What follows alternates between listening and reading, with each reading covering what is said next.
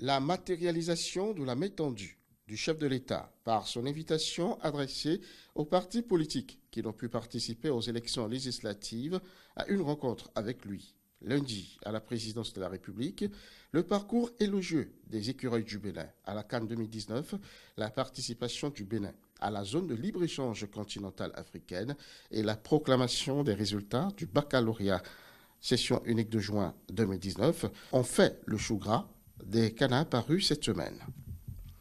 Tentons vers une régularisation de la situation des partis politiques n'ayant pas jusque-là obtenu leur certificat de conformité au ministère de l'Intérieur. C'est par cette interrogation que le matinal rapporte l'information de l'invitation du chef de l'État aux partis concernés pour le 15 juillet 2019 et au rédacteur de l'article de prédire les échanges du lundi prochain entre Patrice Talon et ses adversaires politiques, pour la plupart, à quelques exceptions près, s'annoncent comme des assises de l'espoir. Mais pour que ce vœu se réalise, l'opposition pose 4 préalables, semble nous dire Matin Libre. C'était, en fait, au cours de la rencontre avec le clergé catholique qui a initié de son propre chef une médiation pour réunir la classe politique nationale, précise le journal. Les 4 préalables de l'opposition en ont reprise des élections législatives, garantie de retour des exilés politiques, libération des centaines de personnes emprisonnées, soit pour leurs opinions, soit pour avoir été soupçonnées d'avoir participé aux événements des 1er et 2 mai 2019, et la restitution des corps des victimes décédées lors de ces malheureux événements. Les leaders de l'opposition vont-ils réaffirmer ces préalables devant le chef de l'État lundi? Certainement. Matin Libre qui déjà s'inquiétait au début de la semaine en se posant la question Talon opposition, à quand le dialogue? Doit maintenant se rassurer puisqu'il a la réponse à sa question. Le dialogue s'ouvre effectivement demain lundi.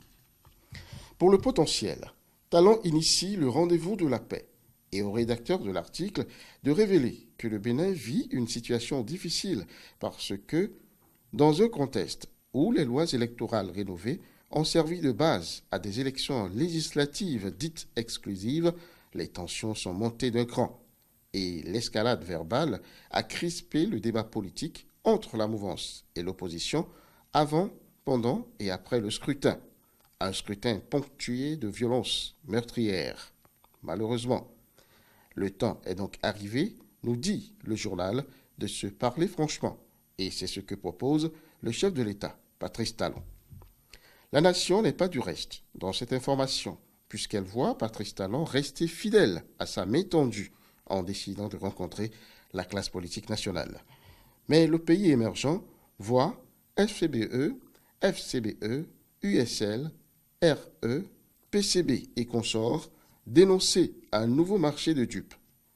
L'opposition pose des préalables et menace de boycotter la rencontre, fait-il lire à sa une du vendredi, avant de se demander si le chef de l'État veut-il sincèrement d'un dialogue. Dans la même veine, le Béninois libéré se demande si cette rencontre est une opportunité ou un canular. Mais il trouve le moyen de nous rapporter que l'Amazone de la classe politique béninoise, Claudine Prudencio, salue cette démarche de Patrice Talon, mais prévient la dépêche éviter le piège de l'immobilisme déguisé.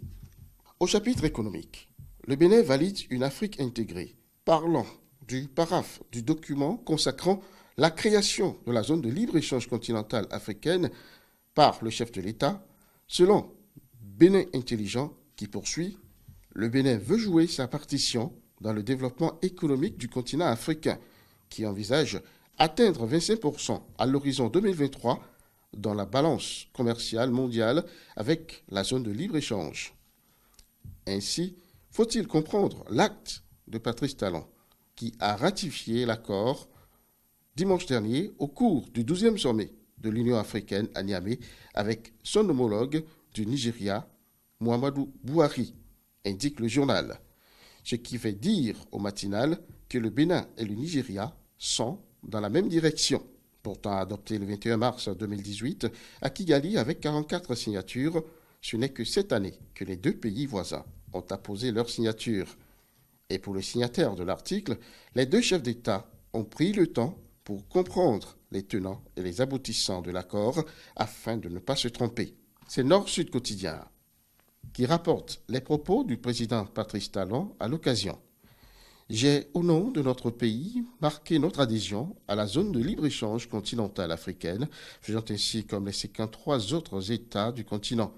L'adhésion du Bénin à cette zone est motivée par la volonté de contribuer au développement d'un grand marché mondial. L'ambition qui sous-tend l'avènement de la zone est qu'ensemble, nous puissions bâtir et développer le plus grand marché mondial, riche de 1,2 milliard de consommateurs réguliers. Fin de citation. Proclamation des résultats du baccalauréat session unique de juin 2019, 50,10% de taux de réussite au plan national, contre 33,43% en 2018. Un taux héroïque, ça cote pour dire les acteurs du système éducatif béninois, selon le Monde 7, qui affirme à propos que c'est une première depuis 1973. Ce qui fait dire au rédacteur de l'article que c'est une prouesse due aux réformes de Patrice Talon. Et il n'est pas seul à penser ainsi. Alphonse da Silva, directeur de l'Office du baccalauréat, en est d'ailleurs le géniteur dans les colonnes du journal Soleil Bénin Info, puisqu'il y affirme que cette performance est le résultat des réformes impulsées par le gouvernement dans le secteur éducatif. Taux d'admissibilité au bac 2019, 50,10%, un record depuis 1973, s'exclame le potentiel qui s'épanche, l'éducation reprend vie. Libération pense que Talon a vu juste en initiant les réformes. Pour ce journal, les parents et les élèves ont fortement apprécié l'absence totale de grève qui a permis aux candidats d'étudier en toute sérénité.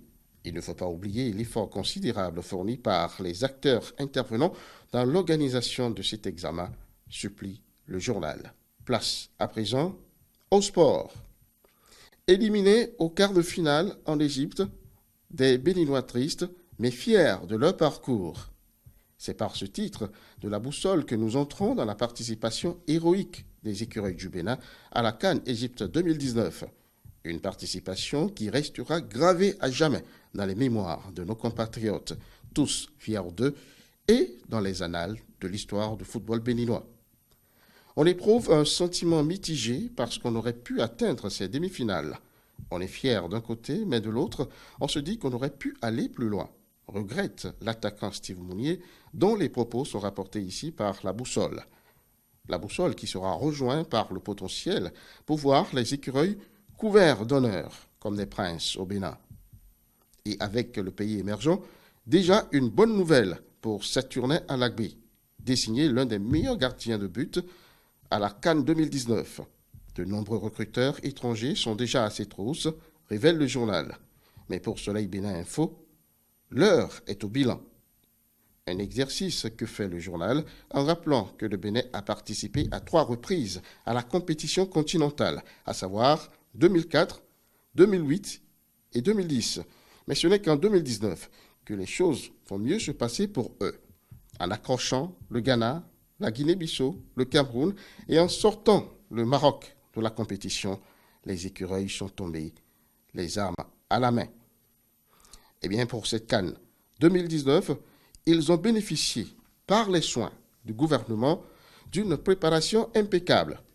Le sélectionneur qui a eu la main libre pour opérer, le Bénin aura impressionné le monde par son schéma tactique, le mental inébranlable de ses joueurs et la solidarité entre eux, sans oublier l'accompagnement de qualité du 12e joueur béninois, les supporters qui ont massivement fait le déplacement sur l'Égypte.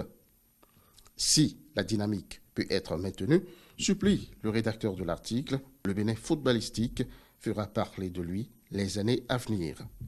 Finissons cette première partie de la revue de presse par les nouvelles de la Criette, la Cour de répression des infractions économiques et de lutte contre le terrorisme, qui nous ont rapporté par Matin Libre. Affaire CNCB, 3 ans de prison requis contre Antoine Dayori et consorts, délibéré pour le 25 juillet prochain, comme pour nous dire que la rupture n'épargne pas les siens. Retrouvons à présent quelques propos chocs de la semaine.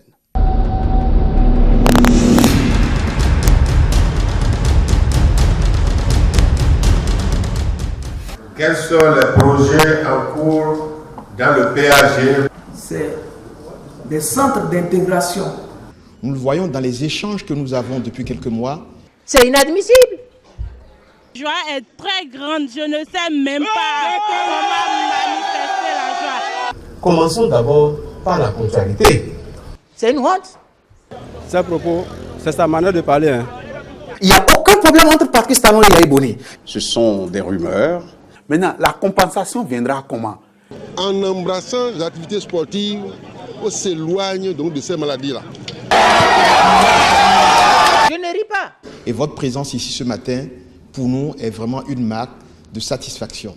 Parce que c'est pour la première fois dans notre histoire du Bénin. Les écureuils ont tué les 2 lions qu'il a rencontrés sur sa voie. Point bas, c'est rester à la frontière.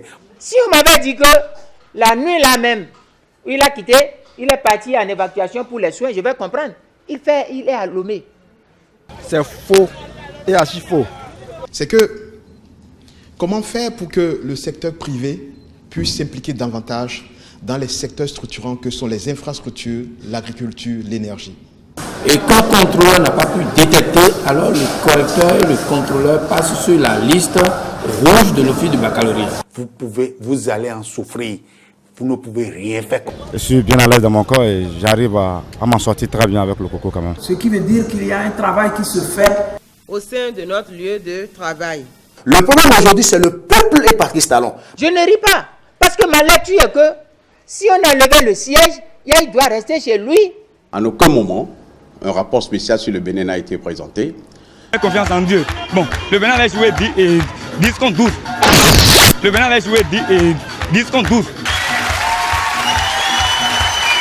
Et quand le contrôleur n'a pas pu détecter, alors le correcteur et le contrôleur passent sur la liste rouge de l'office du baccalauréat. Point bas. Je ne ris pas. C'est faux et archi faux. Ceux qui étaient admis à la retraite le 1er avril ont reçu les jours qui ont suivi leur carnet de retraite. C'est à propos, c'est sa manière de parler. Hein. Fin de cette revue. Rendez-vous dimanche prochain.